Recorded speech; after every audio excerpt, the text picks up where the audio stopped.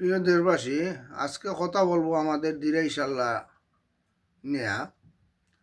আমাদের বাটি অঞ্চল কিন্তু অনেকে বক্তৃতায় শুরুতেই বলেন কিছু হয় নাই। তো আমি বলবো, আমি কুলন ইউনিয়ন প্রত্যেকটা এলাকায় গেছি। কুলেজ ইউনিয়নে প্রায় 12 আনা রাস্তাঘাট ফাঁকা এবং তাদের সুবিধা জগন্নাথপুর হইয়া তারা সিলেট যাইতে পারেন অতি সহজে। কিন্তু দিরাই আসতে হলে বর্ষা মৌসুমে নৌকা লাগে। হেমন্তে তো রাস্তা আছে, তাইলে রাস্তা হলো না কোনানো। বর্ষা মৌসুমে কুলেজ ইউনিয়ন থেকে দিরাই যোগাযোগ ব্যবস্থা করতে হইলে বর্ষা মৌসুমে এখানে উড়াল সেতুর দরকার। এখানে মাটি কাটার রাস্তা দেওয়া হবে না, এতে আমাদের জলাশয় বেড়ে যাবে, বাড়ি ঘরে পানি উঠবে। আমাদের দল তাইকা দিরাই উড়াল সেতুর দরকার। এখানে মাটি কাটার রাস্তা দিলে পানির যে চলাচল তা বন্ধ হয়ে যাবে। আমি মনে করি উজান দলের মাথা তাইকা যদি উড়াল সেতু হয়, ভবিষ্যতে কেউ করেন, তাহলে এইটাই যুক্তিসঙ্গত। আর কিছু কিছু এলাকা থেকে নৌকায় চলাচল করাটাই ভালো বর্ষা মৌসুমে, যেহেতু আমাদের বাটি অঞ্চল, এখানে আমাদের পানির দরকার আছে, ফলির দরকার আছে, মাছের দরকার আছে। সব জায়গায় যদি মাটির বাদ দেওয়া হয়, এখানে পরিবেশের ক্ষতি হইবে, আমাদের এলাকার মানুষের ক্ষতি হইবে। আর একটা হইল জগদল ইউনিয়ন। জগদল ইউনিয়ন থেকে বর্ষা মৌসুমে নৌকায় আসা লাগে। তো এখানে উড়াল সেতুর দরকার। এখানে মাটির রাস্তা আবুরা করলে আমাদের জলাশয় বেড়ে যাবে, বর্ষা মৌসুমে বাড়ি ঘরে পানি উঠবে, মাছের ক্ষতি হইবে, বুড়ো ক্ষেত করা যাইবে না, অনেক জায়গা ভরে যাইবে।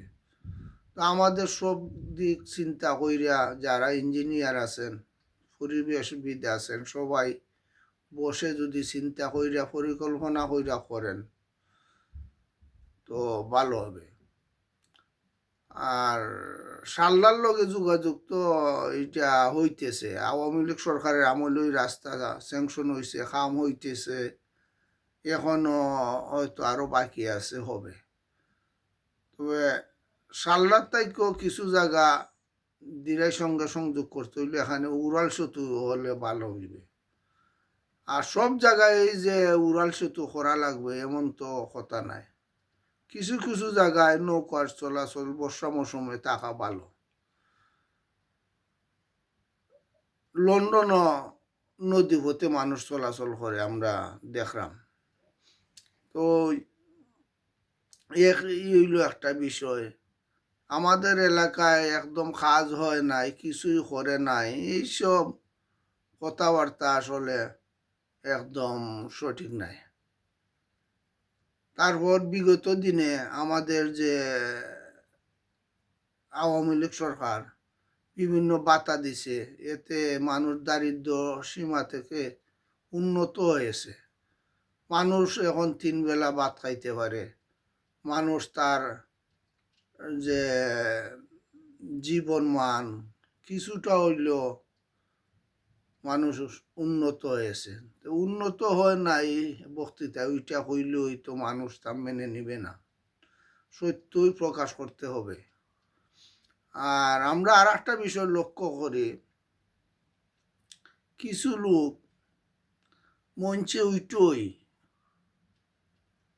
তারা শুরুটুই করে গালিগালাজ দেয়া, আর শুরুটুই করে মিথ্যা দেয়া। মানুষ এখন কিন্তু বুঝে, অনলাইনে সব কিছু মানুষের কাছে পৌঁছে যায়। আগে এগুলা বক্তৃতা দিলে মানুষ সবাই জানতো না, শুনতো না, যারা উপস্থিত থাকতো তারাই জানতো। কিন্তু আপনারা এগুলা একটু বক্তৃতা দেওয়ার সময় ধৈর্য ধারণ কইরা বক্তৃতা দিবা। আর আমি একটা কথা না বললেও না হয়, কারণ আমাদের দেশে কিছুটা প্রচলিত আছে, বলে ও টাইটেল লিখি লিছে, চৌধুরী লিখি লিছে, আগে এরার মুরব্বীরা লেখতো না। তালুকদার লিখি লিছে, আগে এরার মুরব্বীরা লেখতো না। মিয়া লিখি লিছে, আগে এরার মুরব্বীরা লেখতো না। তো এটা খেনে মানুষে কয়, আর মানুষ তো জানে। ওই বক্তৃতা তুইটেও যদি গালিগালাজ করেন অন্যজনরে, তাহলে তো ওই যে নামের আগে দি যে টাইটেল, চৌধুরী টাইটেল, এটার তো আর ইয়ে থাকে না, মর্যাদা থাকে না। ভালোভাবে বিরোধিতা করা যায়, বক্তৃতার মধ্যেও বিরোধিতা করা যায়। অবশ্যই প্রতিপক্ষের বিরুদ্ধে কথা বলা যাবে, এখানে বলবো না, প্রতিপক্ষের বিরুদ্ধে কথা বলা উচিত। কিন্তু মানুষ এই গালিটা, এই টাউট বাটপার, এইসব শব্দ মানুষ কিন্তু ভালো পান না। প্রত্যেকটা মানুষ তার নিজের মতো কইরাহে ক্যাম্পেইন করবে, নিজের মতো কইরাহে মানুষের কাছে যাইবে। সে কিভাবে মানুষের কাছে যাইবে, এটা প্রত্যেকটা মানুষের তার নিজস্ব ইচ্ছা। আর মানুষ কারে ভোট দিবে, এটা ভোটারের ইচ্ছা। তো আমরা যেন এসব খেয়াল রাখি। হ্যাঁ, মঞ্চ ওইটা গালিগালাজ করলই যে মানুষে ভালো বলবে, এটা মনে বর্তমান সময়ে এটা মনে করবেন না। গালিগালাজ করলে ভোট আসবে না। আর কিছু মানুষ তো হুজুগে ভোট দিলাইবে, এ নিজেই জানে না কেনে ভোট দিত, কিতার দায় ভোট দিত। অনেক মানুষ আছে নিজেই বুঝেন না কেনে ভোট দিত, কইব আমার বাপে দিয়ে আইছে, দাদাই দিয়ে আইছে, আমিও তাতে দিব।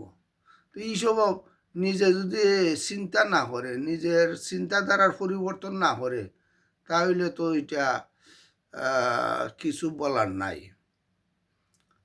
ওই চিন্তাধারার পরিবর্তন করতে হইব, কেনে ভোট দিত এটা বুঝতে হইব। আর যদি বলে আমি মুখরে আগে ভোট দিয়ে আইছি, এখনই দিব, এটা তো আর একমাত্র যে ভোট দিবে সেই জানে। তারপরও আশা করব আগামীতে দিরা ইনশাল্লাহ জনগণ এমন লোককে ভোট দিবে যিনি সংসদে যাইয়া কথা বলতে পারেন। ধন্যবাদ।